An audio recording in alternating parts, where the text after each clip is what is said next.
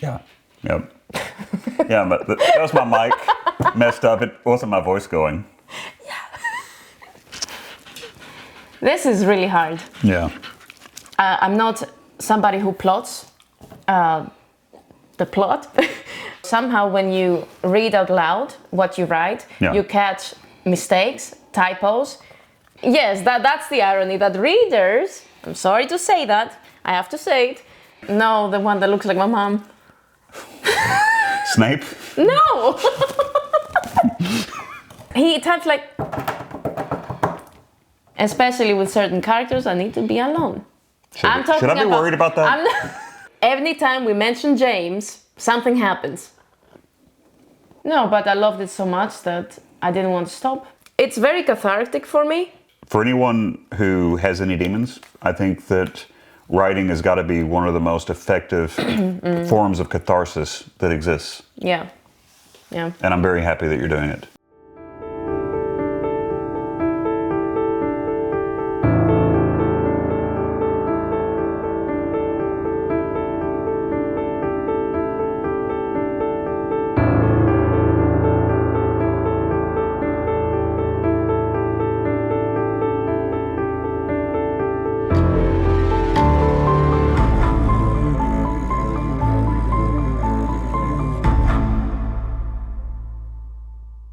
Hello and welcome back to the second episode of the Loveletting series. Howdy doody. Channel, I guess. I don't know. This time we've come prepared with a lot of questions to be answered, posed by cherishthebooknerd on Instagram. Go follow her. Mm-hmm. She is a very, very fantastic person, and honestly one of the biggest, how to say that, author supporter that I've seen on Instagram. So that's kind of also how we met, because I had a deal with Amazon, and she actually came out of the woodworks. Can you say that? Yeah. Yeah. Perfect. And to support me, and she shared my post and everything, and I'm so glad she did, because that's kind of how we met. So I'm really thankful for that, and yeah. I've got to say that's really cool. In the art world, sometimes there's, in anything with humanity, there's competition. Yes. But you know what? It's a really big world. Yeah. And just because somebody else is doing the same art that you are, you're not going to get further by, no, absolutely making not. them fail somehow or sabotaging them. Yeah, and you have supporting each so other. Many readers that literally eat the books like every day. They can read, it's ridiculous to be competitive with other authors. And she's actually an author herself. And from what little I've seen, because she's working on a draft,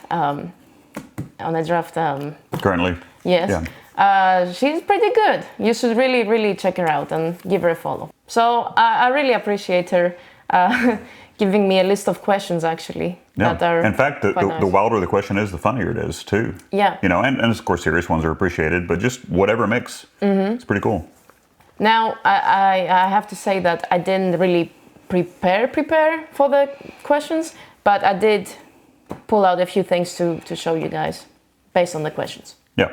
Yeah, okay. I think it's nice to not prepare. No, I agree, because I like the authenticity of reactions, and even though it guarantees you can for a lot of rehearse something so stumbling, much it becomes dry as a... Yes, yeah. And I'm not good at rehearsing anything.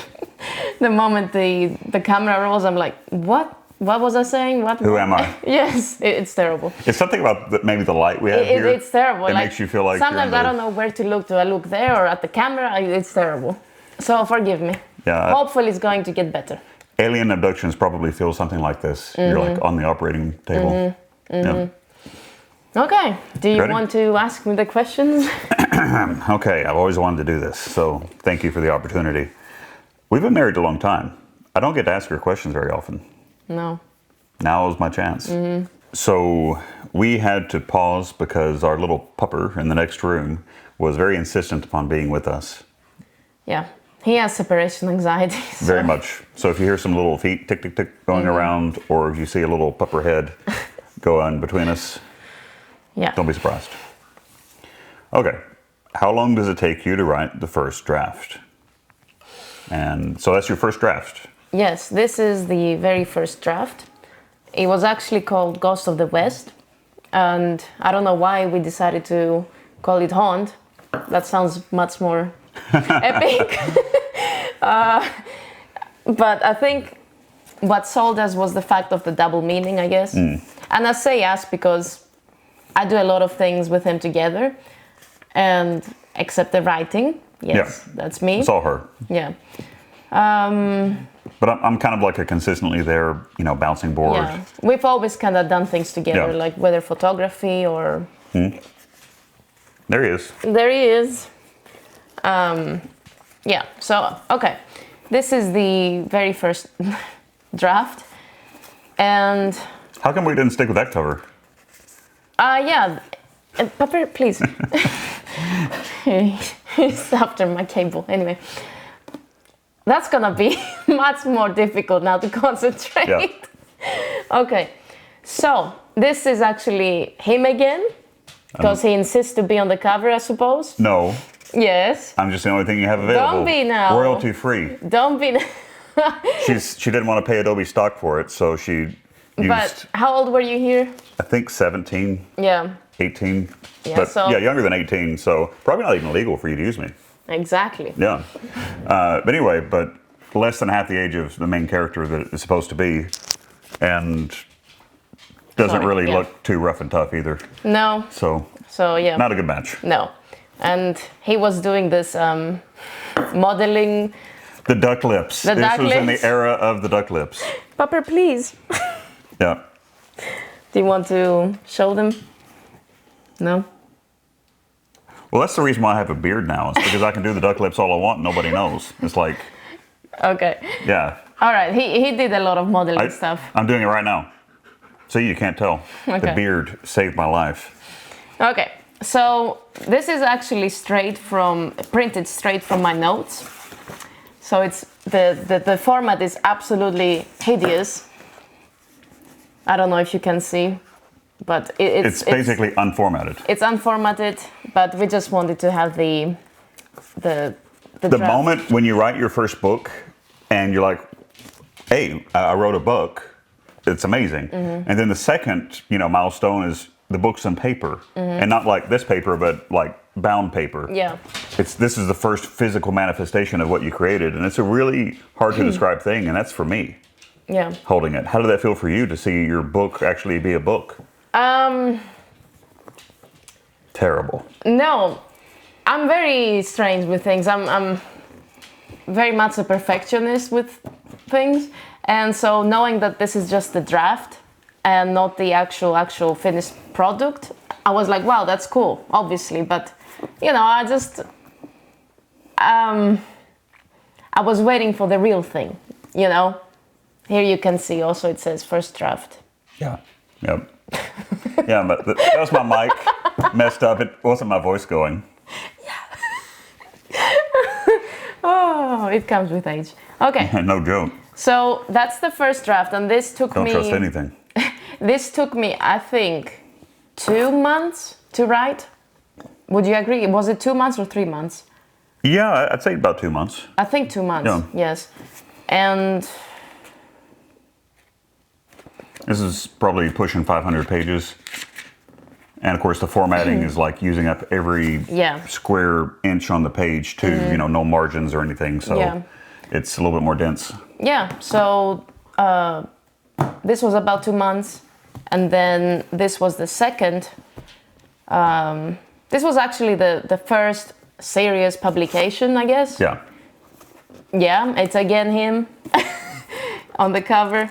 But this picture she actually took of me to be... But this is more polished, and more similar to the current version. It even has a prologue. Yeah. I don't know if anybody still reads prologues, but I still write them. This is a version that we kind of released to friends. So some of y'all watching this might actually have a copy of this, in which case you're future millionaires. Sure. Just wait until these babies hit eBay. Yeah. Yep. But well, who knows? The first draft of a famous book or whatever. Oh, I cannot even read it. It's terrible. But yeah, the formatting is not there yet. So my apologies to anybody who has this. We We're still wet behind the ears. It's not just the formatting, it's just the writing. It's thankfully I've progressed a little bit. Thankfully. Because I apologize for anybody who purchased this, but hopefully, like he said, it's gonna be worth it in the end. So. Well, and when you first started writing, it's not because you had, obviously you studied language, but you hadn't studied, the craft of writing before you started. It was kind of an organic process. Yeah. Mm-hmm. So, learn by doing. Yeah, of course. Yeah, it takes a lot of practice, a lot of try and error, and a lot of consistency and determination. Yeah, we know this inspirational talk. I don't need to say it. I think inspirational talk is important because it is so easy for us to look at somebody who's made it and be successful as an artist and say, oh man, well, they just were born with a pen in their hand or a paintbrush in their hand or whatever. Oh and my gosh, nobody is. Nobody is. In fact, I feel like we're still babies in every regard. Of course, that's the whole imposter syndrome. But who knows? Maybe there's somebody who doesn't have a physical copy of their book yet who can look at this and say, hey, maybe I'm not crazy. Yeah. Maybe I'm not useless. Honestly, you're right. So I did start, I think I've said that before, somewhere at least. I did start writing this book on my notes on my iPhone. Literally the Notes app, not even like a special writing app, like the Notes app that comes with the phone. Yeah. The one that crashes every 5 seconds? That's true actually. That was really a struggle. Notes are built for like grocery lists, or passwords if you're that guy, saving all your passwords and notes. I know that somebody's hitting home with that, not the best for hackers, but it works. I do that. But it's not meant for, 100,000 words. No. It loses its mind trying to handle it. Yes, and I definitely started like this. So I never even thought that I would see my writing in such a format. So it's kind of interesting to look back at that. So don't get discouraged if you're even like having a simple idea of something, because I didn't even have an idea. I just started writing something, anything, inspired by actually my horse that I was getting that time. He was a baby. He was a baby. Yeah. Finn, who is actually a character in the book. So. Who actually got a vet visit today? Not him. Yeah. His friend, but yes. He was still looked at. He still showed out. He had the biggest temper tantrum today, and I'm not ready to speak about it. He's got a personality just exactly like what's in the book, because the book was written after him. Yes, and he's very, very jealous when you pay attention to somebody else, but I'm going off subject. Okay, sorry. I could speak about my horses all day. Her horses are really a character in the book. Yes. They really have personalities. Excuse me? Puppers? Pupper is basically doing somersaults under our feet right now. He's chewing on something. Probably the part of my microphone that went missing. Literally missing the little fuzzy part of my mic right now. Yeah, we actually think he ate it. Okay. Yeah. How long does it take you to write the first draft? Yeah, 2 months. And that's because I didn't stop writing. I wrote every single day. And when I do write, at least back then when I had more free time, I probably was writing about 10,000 words a day, every day. So 2 months, I think it's very feasible to create, to produce such a book when you write so much and for so long and all this. So. Well, and these are not, careful words. These are like get the ideas down words. And then come back later, would you say? No. That's why I'm not the author. No. I don't write randomly, or I don't do like this speed writing, charting of words, I should say. I just every chapter that I write, even if it's in a draft version, I try to give my best. This is really hard. Yeah. It is hard, isn't it, Puppers? I apologize. I try to give my best self in every word, and that takes some time, honestly. But yeah, no. I would say 2 months is still pretty fast. But again, it is fast. I'm not gonna say it's not. Would you say that there's something like efficient about putting so many hours into it? For example, if you had a 1 hour window every day, which is reality for I mean, life is busy, right? Yes, yes. If you have an hour a day to write, for me, it would be like, okay, it takes me, 30 minutes to go warmed up, and then I maybe get 15 minutes in before I get anxious about having to quit for those last 15. And I get like actually 15 minutes done. Well, whereas if you have a bigger window, maybe you get into that flow state. That works for me. I don't know. Everybody's different. And I think even if you're managing to write a single sentence a day, I think that's progress. And I think that's admirable, because sometimes you can stare at a screen, at an empty page, and be like, oh, my brain just doesn't work. And I don't get that unless it's been a long, long time I haven't written anything. And that's actually a recent thing when I got ill with my stomach and all that. I had a lot of mental writer's block, I think it's called. But there's definitely a flow when you sit down serious and determined to write something, and you basically sink into that story and the characters, and you're able to really write a lot. Like, I never had an issue with not writing anything. It just, I'm not somebody who plots the plot. I think it's called the pantster or something like this. I'm more like that. Because, life is doesn't really have a plot, so I kind of want to go at it in this manner, and I think it works for me. To let it flow naturally. Yeah. I can see that would be helpful, because if you have, they've got to start here and end up there, and this happened along the way, you got to figure out, oh God, how does this work? How do I make that happen?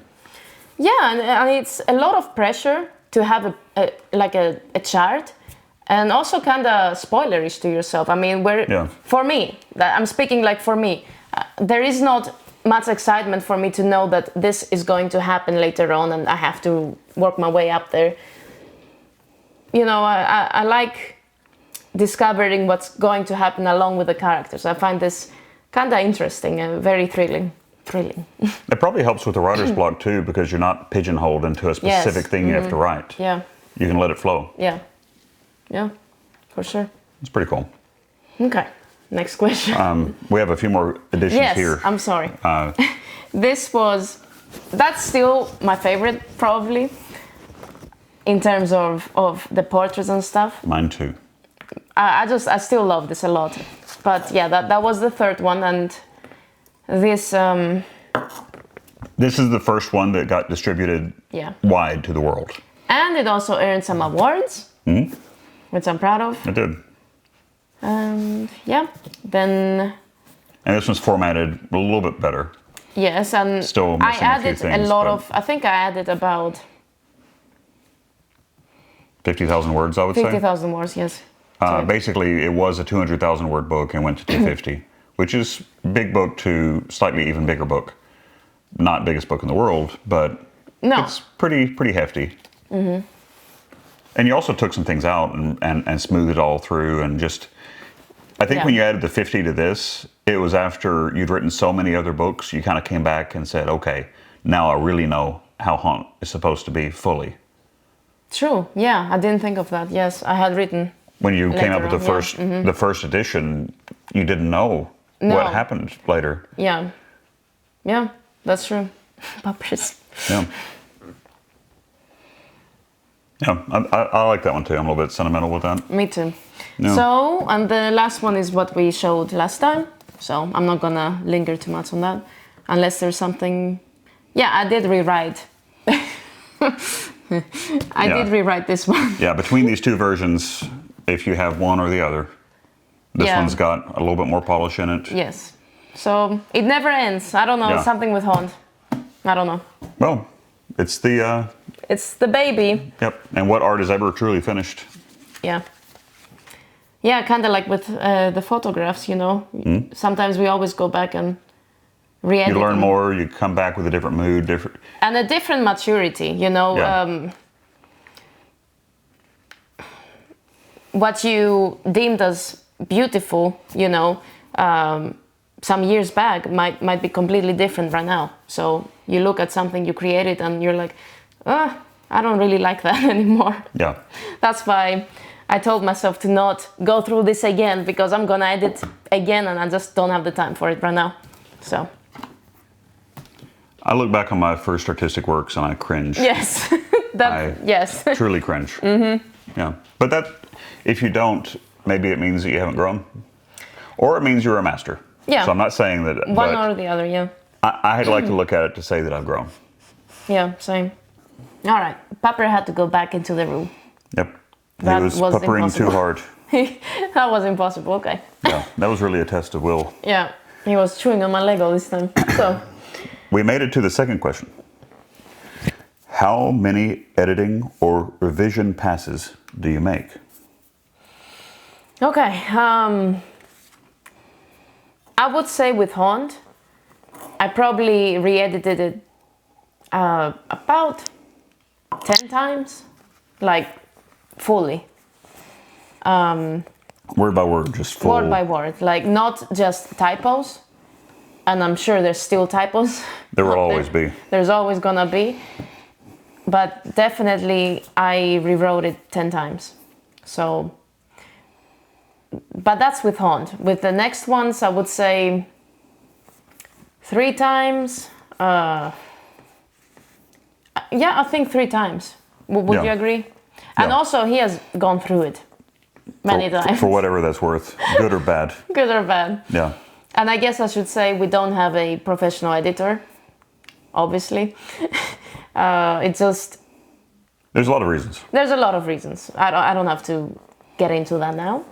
Nothing bad, nothing bad. I mean, of course, any professional services, important. Yeah, extremely. I'm not saying otherwise, but... Well, in our case, we've done something really unique, which is throw 1 billion hours of time over and over and over. Mm-hmm. So maybe not as efficient as an editor would be, but eventually the stone gets polished. Yeah. Eventually, even if you don't have, the right type of sandpaper. Yeah, I guess. Stone sandpapering paper, right? Anyway, but my analogy, I think, kind of still works on one leg. But yeah, part of the reason for you, I'd say the biggest one is just trying to keep your voice. Mm-hmm. Because we have trialed a few different things and great people. Yeah, nothing bad, but it's just something about your voice was lost.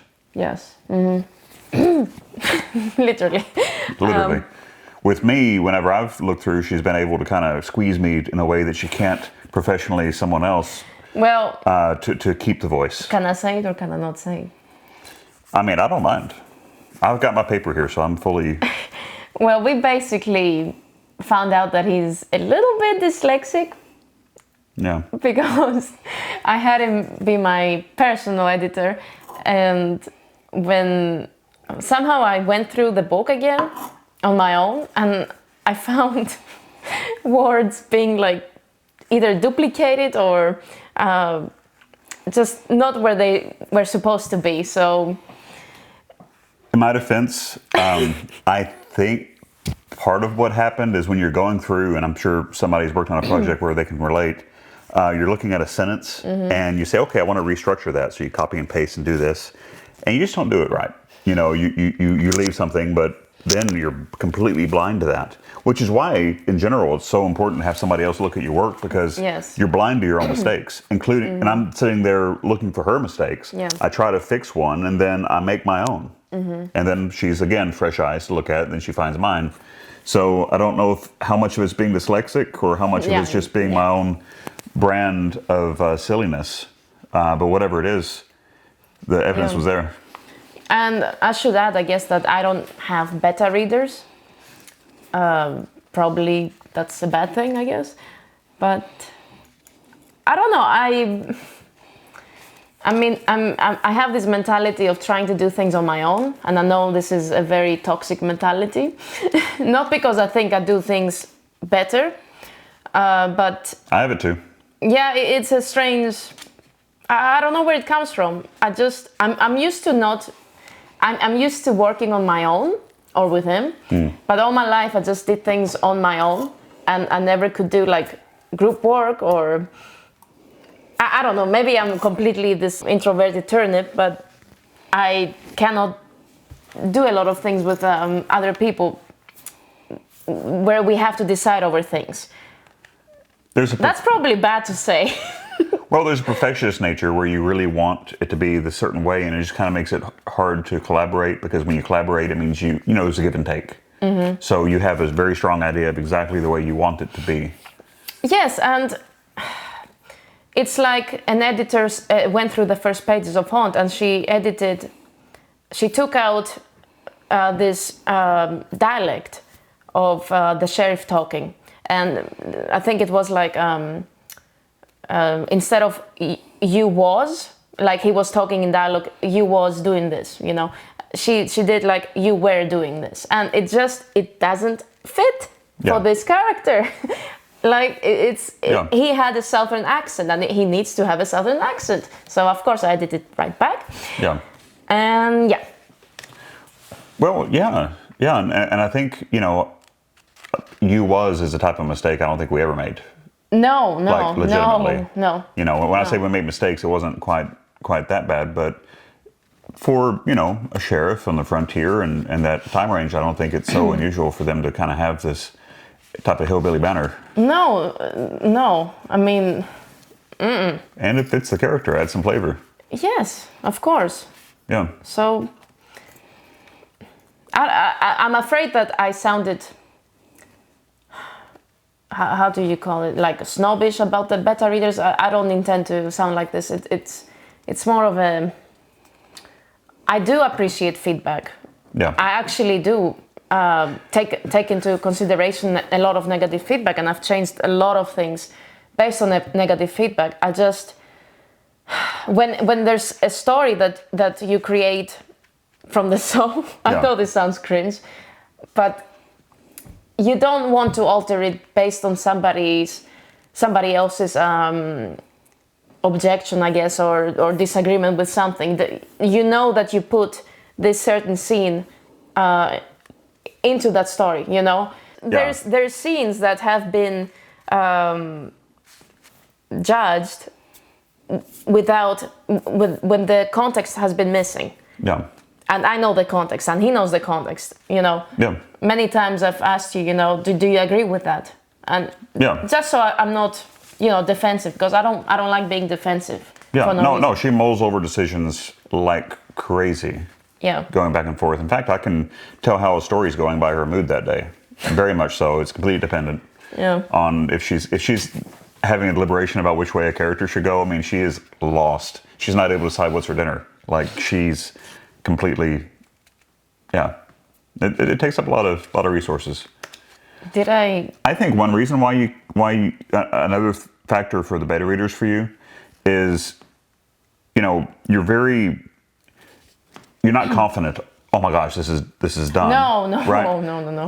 And so you don't want anybody to see it, even a beta reader, until you're kind of done with it. Yeah. And when you're kind of done with it, it's kind of ready for publishing anyway. Yeah. By the time you're done, it'd be very hard for you to show this version to someone, the very top one. Mm-hmm. So maybe that's why beta readers don't work, is by the time it's ready for them, you're already ready to, you know, market. Actually, you are kind of my beta reader, because he is actually reading everything I write out loud with his nice little variety of voices, even Charlotte voices. Even the girl. For some reason, he just nails it. I don't know why. But I love it. And is that a good thing or a bad thing? I don't know. Anytime your voice goes into like a deeper tone that is not Charlotte's, I'm like, hey, say that again. Yeah. Like it takes me out of the immersion, I guess.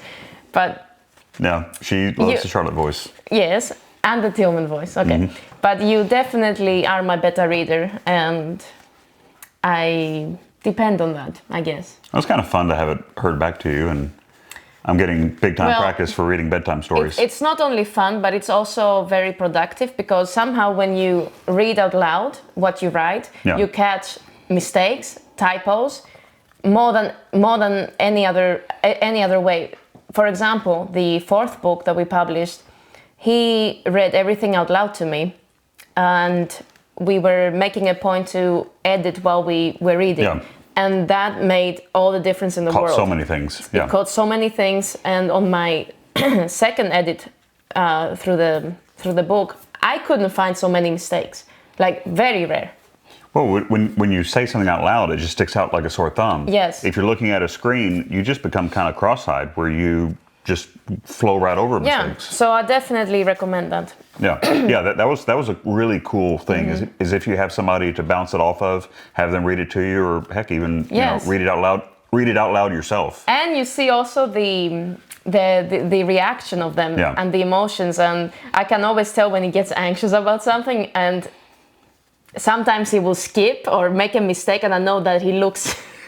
Yeah, I mean, as anybody who's reading books a lot, I'm sure you know your one eyeball's reading where you are, but the other eyeball's somehow looking down 3 lines later to see what they say or if they die or what happens. And it frustrates me so much because I don't want him to go ahead, to get ahead and read what I'm hiding from him. Yeah. And men cannot multitask. But no. I strain my little 2 cells that can multitask to try to memorize the line that I'm reading out loud and still read what's happening down here. It really infuriates me. It infuriates me.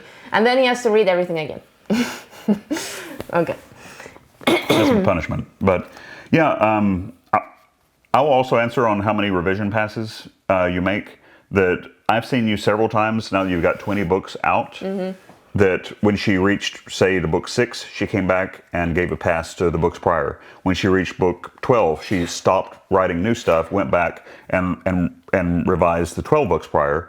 At 18, all the way back and through 18 books. And the longer you go, the bigger process that is. And books in between. Sometimes she revises so much she's got to make new books. Yes, that's a bad thing. And fit between. But it means that everything's kind of becoming more of a cohesive thing as it goes. And as far as plot holes, I really think I have none. And I'm very proud of saying that. I know I have a lot of typos, but I don't think I have any plot holes, so I'm happy about that at least. Because I've gone so many times through everything, and I'm very careful about this. Yeah. Yeah. That's a big deal. Yeah. All right. Ready for the next one? How did you decide to self-publish? Okay. I guess this goes back to writing on the notes. I didn't plan on even, creating a book. I was just curious about where this story would lead to. And when we did publish this one, well, that was the draft thing, but this one, it was mostly for friends. So you couldn't go to Amazon and find it, or Barnes & Noble to find it. It was just that was through one blurb. Lulu. Blurb, I thought Lulu. But blurb, and not on the wide, but just you can go to blurb and get one-off book copies pretty easily. Yeah. So when this came out, things got serious. I don't know. This was the line of self-publishing. Blurb, I wouldn't really consider publishing. It was more like, making a family album. Yes. So what changed between there? I honestly don't know. No particular reason. I just wanted to... I was proud of the book. I didn't care about the reviews. I didn't care about who's going to see it. I just wanted to see the book on Amazon.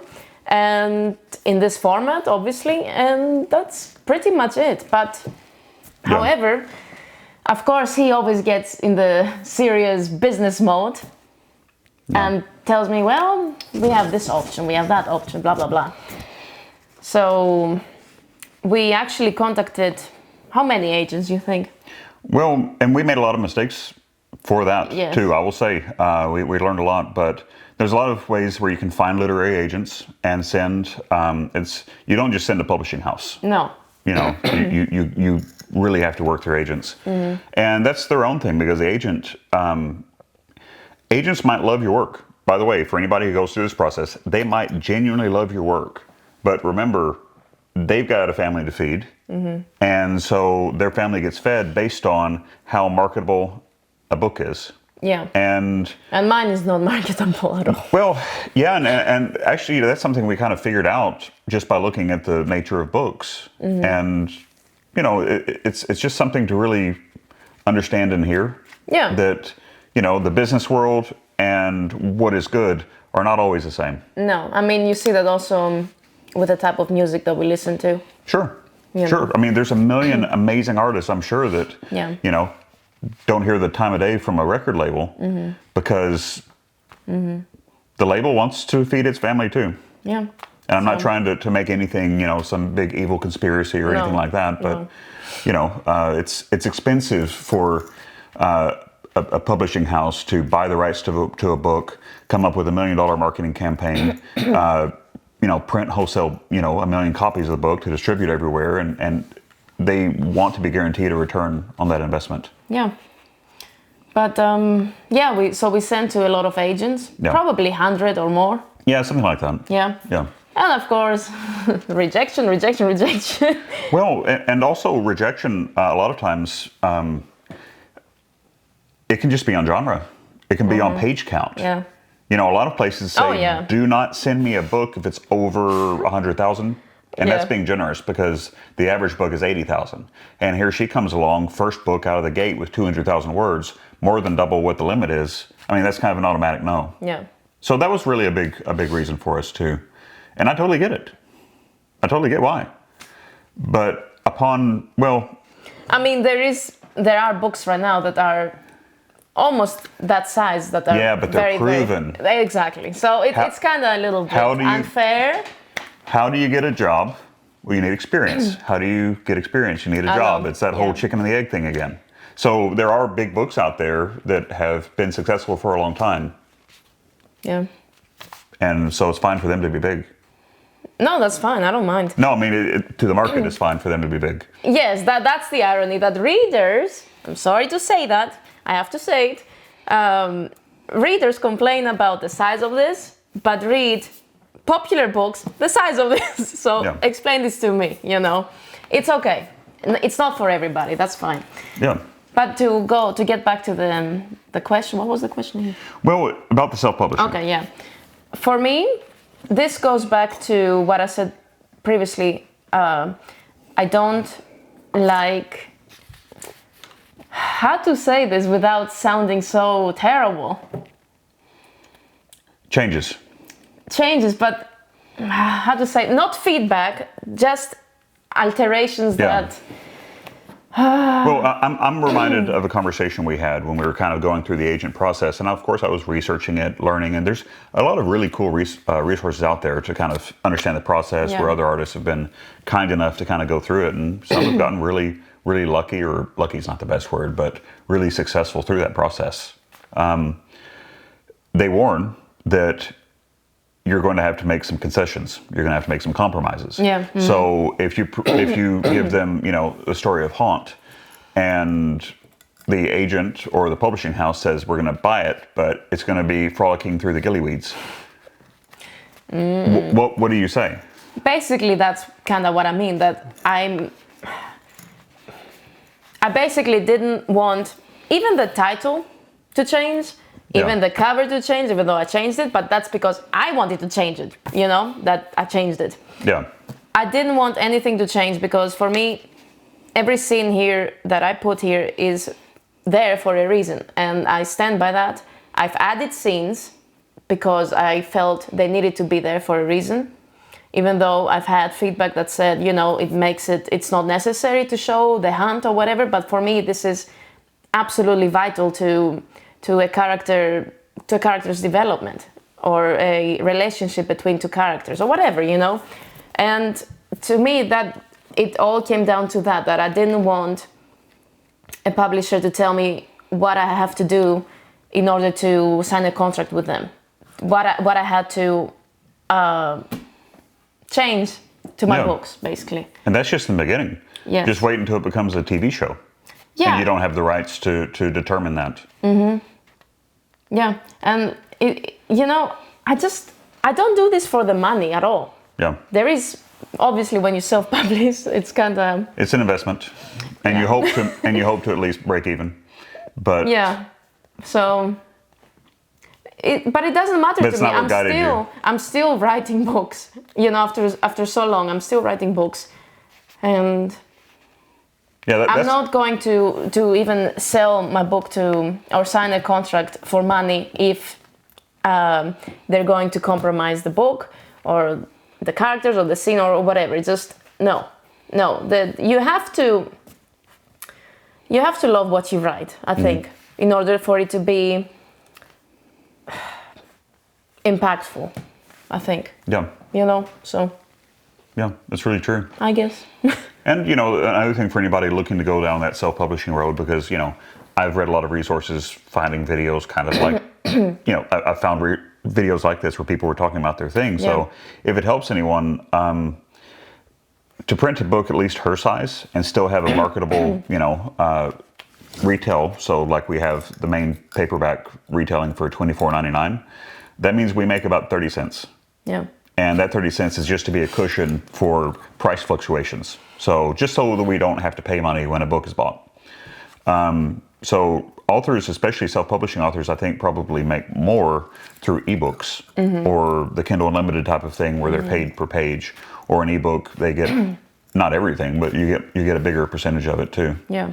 But the economy of scale is a big deal. When a publishing house buys 1 million copies, they can print books. Yeah. That book costs maybe $15 to print plus distributing, whereas they can print that book for $5 or less and pocket the other 10. Makes a big difference. But you have control of the work. I have control of the work, and that's the most important thing for me. For you, yeah. If you're somebody who's writing something that is writing to market to fit a genre and has, kind of like the specs to be successful, perhaps a traditional publishing house would be the correct choice because it's a book that has potential to be marketable and they can help you get it out there. Yeah. But for you, you're not writing, a book here and a book there and a book there. You're writing one series. Yeah. And you're 20 books in and you're putting your whole heart and soul into that. Yeah. So control is the valuable thing. Yeah. Yeah. Yeah, that's kind of with anything that I do. And that's what I meant previously, that all my life I've put, my heart and soul into everything I do. So that's why I didn't want to work with somebody else, because I'm very much into my own head. Like I don't want to sound... I don't think that you're the only artist that might feel that way. I don't think so either. I think many feel that way and don't say it because it sounds terrible. I know it sounds terrible, but I don't mean it like this. You don't mean it terrible. It's just you don't know how else to do it. Yeah, and I guess I'm socially awkward, so. No. No, not at all? You're an author. I'm an author. Okay. Yeah. Next question. You get some slack. Okay. Question number 4. Where'd your hair go? I had to make some adjustments. When you have hair like, what's his name in Harry Potter? Hermione? No, the one that looks like my mom. Snape? No! Who? Oh, the giant! Hagrid? That's not better than Snape. No, I'm not. Just an innocent little joke, but yeah, it was starting to feel like that, so I had to do something. Let's ignore that, okay. The next question. Okay. Question is, what is your writing process? I think I kind of touched base on that, that I don't plot. I think it's the inverted yoga that you do. Yeah, me and yoga, sure. Inverted yoga, hanging from your ankles. No, but honestly, I just sit down in front of the computer and just start. I don't think too much about it. It's better than the back of the computer. You're not funny. You're really not funny. I've heard that a lot. I know. Start believing it. Okay, I'll let you answer the question. Okay, what was I saying now? You sit down at the back of the computer. Yes, okay. And usually I have something to drink, obviously. And yeah, just start typing, and that's pretty much it. Not many thoughts. I let the words come naturally. When I'm in writing mode, you cannot disturb me. My mom cannot disturb me. My sister is being left on red. I'm being very, very... You have to be in order to make it happen. And I don't go out much because I just want to focus on the story, on the characters. I need to be in their minds, and I cannot let any distraction get between us. Because when you're self-employed, then, you've got all the free time in the world, right? And I'm very... no. No. It's the opposite. You've got to have discipline. No, but I am very fortunate to be able to write so long and... Yeah. No, it's important, and that's something like in our lifestyle we've tried to carve out to make it happen too. But it's not possible for many, of course. And so I think it's important to say that if you're coming home dragged from the shift at the ER, it's not your fault for not being able to sit down and write easily. No. It's really it's difficult. And I admire a lot of authors who have any job really that is stealing time from writing. It's not easy to... It's hard to do it once. Yeah, it's not. You get your energy drained out. Then to be creative on top, no, you want to vegetate in front of the TV. Yeah, I understand. Yeah. So I'm very fortunate with that, to not have to deal with this, but I do need to be in my own world for hours away from you. Yeah, she used to have her office right here. Right here, actually. We've got a couple of 5K iMacs, and we were sitting beside each other. But apparently, I breathe too loud, and the way I do it is annoying. And so she moved herself upstairs. Well, the way you type is so annoying. How do I type annoyingly? He types like... No, gentle, like playing the piano. So I need to type like Mozart instead of Beethoven? Yes, it's just terrible what you do. And this is through her headphones. Imagine. Listening to metal. Imagine. And I still annoy you with my keyboard. Yes. No, I just need to be alone. Yeah. Especially with certain characters, I need to be alone. Should I be worried about that? I'm talking about... Especially with certain characters, you need to be alone? Is this about Tillman again? No. Are you sure? I'm talking about James. Yeah. Now, the last time we talked about James, the camera quit. Yes. It really did.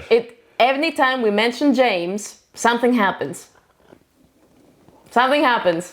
James is a character you're going to be introduced to. Yeah, really. In Curse. And yeah, he's unique. Yeah. Unique character.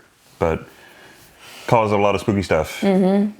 But also you kind of have to, I know this sounds crazy, but it's true, to kind of dismantle your imagination and unearth what is being hidden beneath it.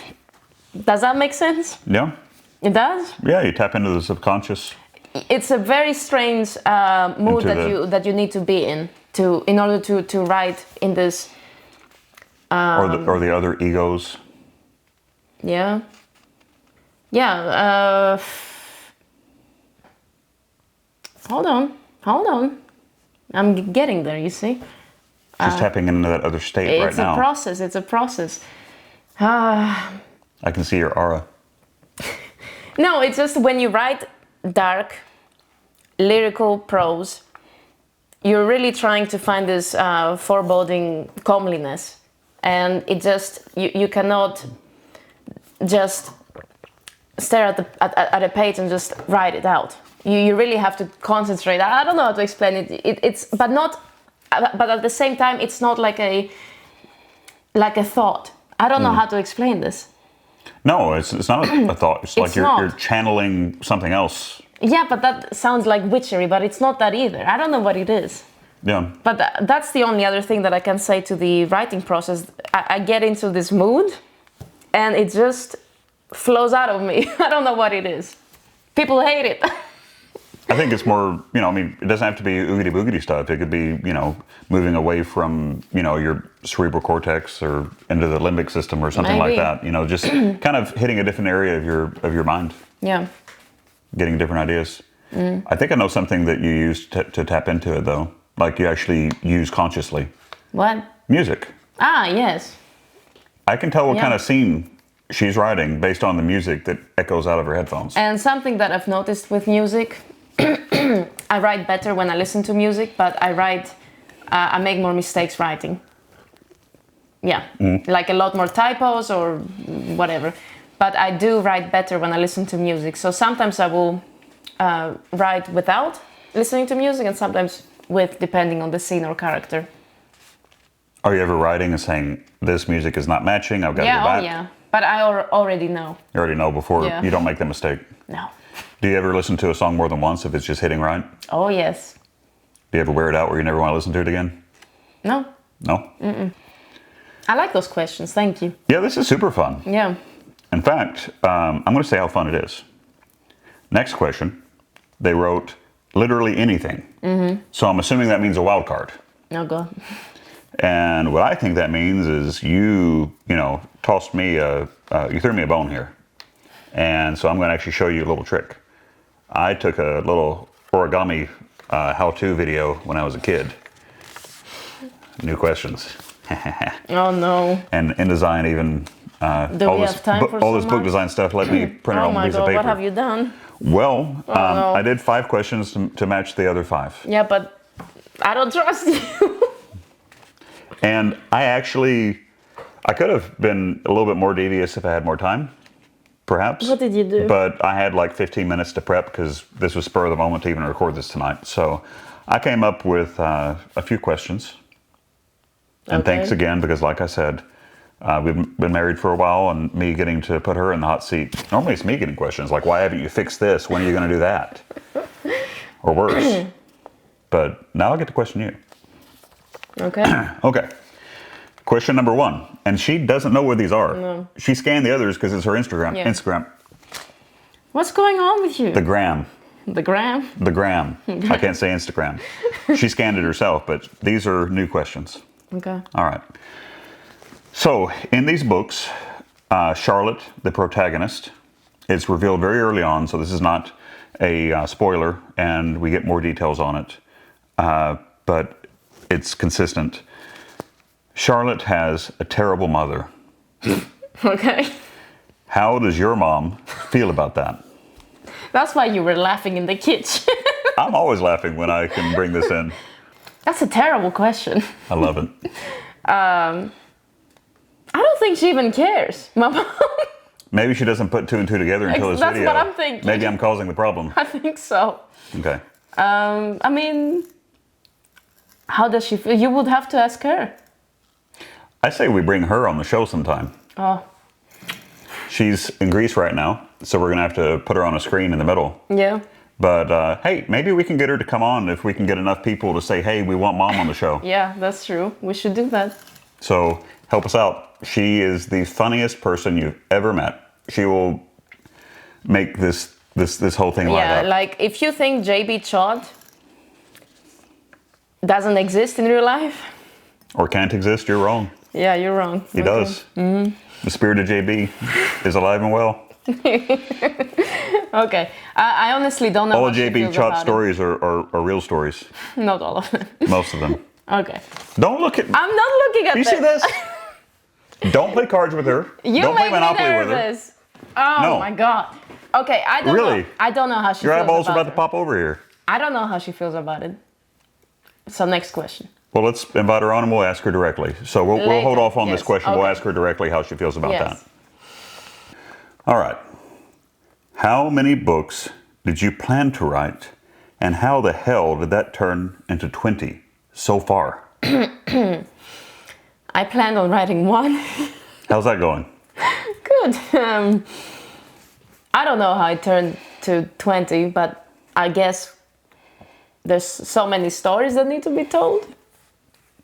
You tapped into something like we were talking about, and it had a lot to say. Mm-hmm. Yeah, that's basically it. Yeah. So when you started writing, you didn't know where you were going at all. No, but I loved it so much that I didn't want to stop. So that's what happened. And you kept on having ideas? Mm-hmm. Yeah, all the time. I will say that, the first book kind of has a cliffhanger that's kind of divisive. Some people might like it. Some people might hate you for it. Mm-hmm. But it's really like watching The Lord of the Rings and thinking that the whole series ended in the Shire. you know, like at the party. That is what Haunt is to the rest of the story. Like it's the very first intro that... Yeah, really. I would say so. So... Yeah. If you stop at Haunt and you like it, you're missing out. Oh, you're missing out. Yeah. If you stop at Haunt and you don't like it, then you're doing yourself a service. Because all the things in Haunt become crazier. The people become more intense. The situations become more intense. The romance becomes more intense. You know, there's a lot more spice and a lot more action, a lot more... Yeah, that's what I hear, yeah. Yeah, good job. Yeah, I'm catching on. Yep. Next question. Next? Yeah. You don't like my questions? No. Well, y'all need to send questions because apparently I suck. Okay? Okay, all right. Next question. You're really not going to like this one then. Would you agree that you insert something of yourself into characters? What is it about myself all the time? Well, I didn't know we were going to talk about that. But this isn't just Charlotte. And if so, how does that influence choosing to create them? Wait. So, first, do you agree that you're taking a part of yourself and putting into characters? And does that influence choosing to create them? So, there's a part of you that might live in Charlotte, but I think there's also a part of you that is that hidden serial killer in there based on all the stuff you watch. And so you make Mac, or you know, is there a part of you that kind of pulls different facets of your own psyche and manifests them in characters? I think so. Mrs. McNall. Yes and no. I mean, no with... Mrs. McNall. Okay. No with characters whose behavior I do not condone, for sure. And yes with characters that I can relate at some level. I think I can also relate with Mac many times. Definitely with Charlotte, of course. I mean, she's the protagonist, of course. She's gonna have more of some of my behaviors, like the shyness or the empathy and making bad decisions. Well, and all the behavior you don't condone, I mean, everybody, I think, is tempted by instant gratification for some action that isn't good. I think that what makes the difference is in the choosing. Well, I'm talking more like if a character is very racist, for example, Right. I'm not. Right, you're not pulling out your inner racist and putting them on paper. No. But I do make it very, their arc very intricate, for the purpose of the story. Yeah. And you've done a really good job with that. You made some characters that are very intensely dislikable. Yeah. Intensely dislikable. I think it's important. But we talked about that. Yeah. I think the one that is known as the man. The man, yeah. In the early chapters, you later learn his name and a lot more about him, but he's vile. He's not even, James. James is like a little. James, you love and hate. Cotton rabbit. Compared. Yeah. Yeah. And James is a big Betty, but the man is interesting. He's twisted. He really is. And then there's something else that I'm just going to say, the man is disgusting. But then there's another one that I think is actually evil incarnate. Yeah, your favorite. And I don't really know what it's going to... I'm not far enough in the story myself with what I've read to even know what happens with him. But he's basically just evil incarnate. And the irony is that readers have seen the introduction of him in Curse, but have no idea. They don't know it. Yeah, they have no idea. They don't know it. They have no idea that it's basically a cameo of Sauron, and just skip right past it.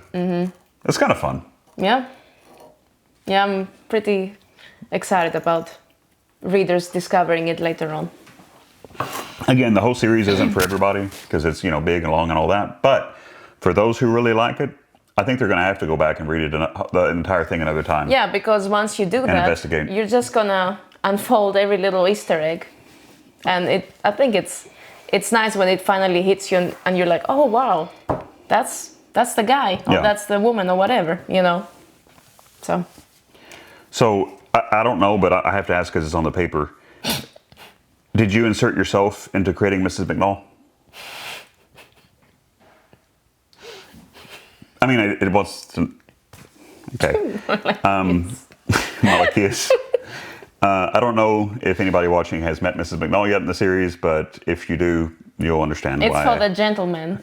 Or women, whatever. She's made a lot of romantic interests in men throughout the series, but she threw a bone for the guys.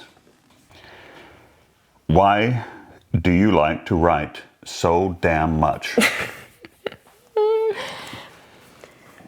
It's a nice excuse to stay away from you. We're fine, by the way. This is just how we joke. I don't know. It's a passion. I don't know what to say to that. You know, you cannot explain a passion, can you? You can try. That's the question. I don't know. It's very cathartic for me. Very self-reflective. Very maturing somehow. You know, I'm not the same person that I was when I wasn't writing or before I started writing. That's for sure. You know, I actually totally agree with that. Yeah. Not that you're a bad person then. I think that you've really developed as a person since you wrote about Mrs. McNall.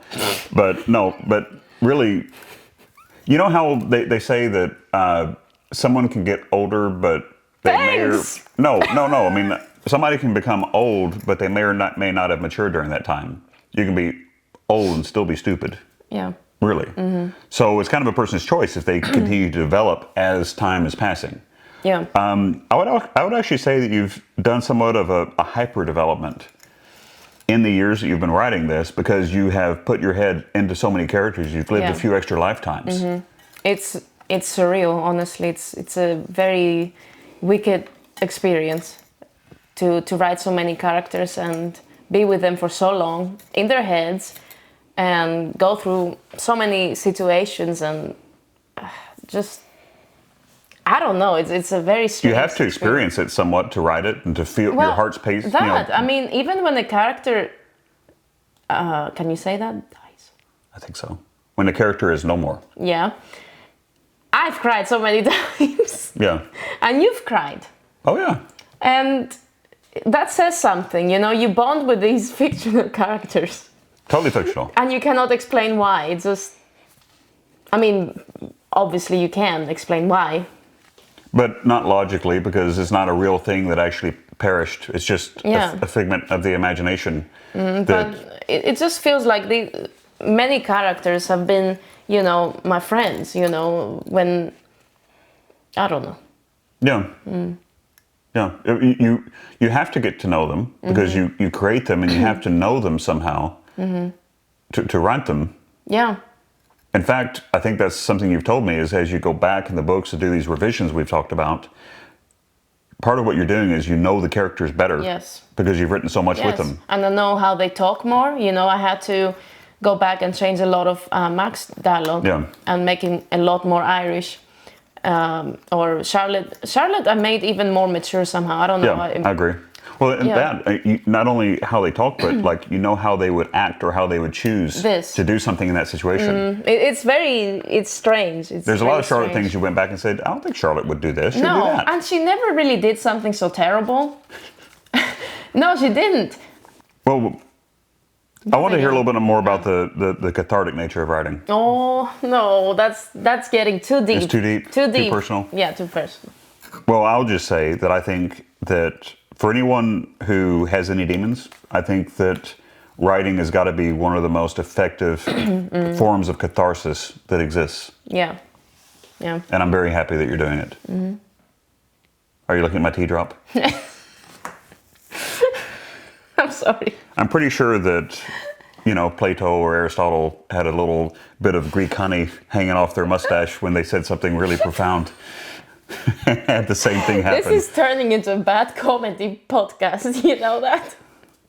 Okay. We're supposed to be professional here. I think that sometimes the ideas you come up with are pretty out there. like pretty out there. Yeah, like pretty wild, like what unexpected. Ideas? What ideas? Without spoiling. Yeah, I don't want to spoil anything, but okay. I mean, there's some of the stuff that James does. Yeah. Okay, like what James did in the basement, for example, to the officers. I mean, why? I don't know. So basically my question is, do you ever stop and think, what the hell did I just write? Like you write something down and it's like, that is the most freaky. Yeah, I do actually. Yeah? Yeah, with James I do. And with the man. Yeah. But with James especially, he just goes into this, I don't know what that is, but it comes out naturally. I don't know how to explain it, but it's James just takes possession of me. I don't know, my head. Yeah. You know, and then I just write. I feel him. I don't know how to say this. I know how he feels. Yeah. I know this sounds crazy, but I really feel for him. Yeah. Because I know he's very tortured. He's very tortured. He does horrible things and doesn't want to do them at all. He doesn't want to do them, yes. And it just...